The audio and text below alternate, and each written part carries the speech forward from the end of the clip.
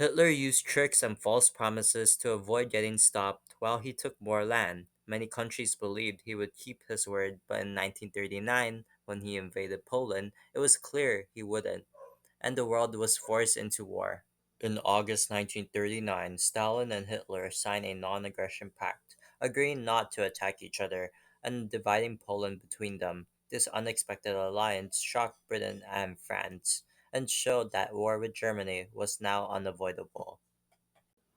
On April 9, 1940, Hitler invaded Denmark and Norway, quickly taking control of both countries. Then in May, he launched an attack on France through Belgium, bypassing the Maginot Line, and by June 14, Paris had fallen and France surrendered. After France fell, Britain stood alone against Nazi Germany, with Winston Churchill vowing never to surrender. Despite heavy bombing by Germany, the British resisted, using radar and decoded German messages to fight back. And by May 1941, Hitler gave up on invading Britain. Hitler focused on the Balkans to secure bases for his planned invasion of the Soviet Union.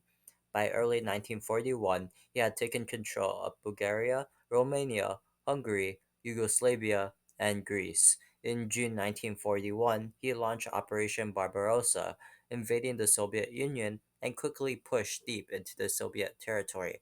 But harsh winter and Soviet counterattacks stopped his progress at Leningrad and Moscow, leading to heavy German losses. Most Americans wanted to stay out of the war, so Congress passed the Neutrality Acts to prevent the U.S. from selling weapons or lending money to countries at war.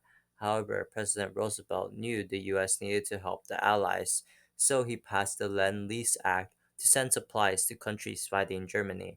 In the summer of 1941, the U.S. Navy started protecting British ships, and after a German U boat attacked a U.S. ship, America was already involved in an undeclared naval war with Germany, but it was Japan's attack on Pearl Harbor that officially brought the US into World War II.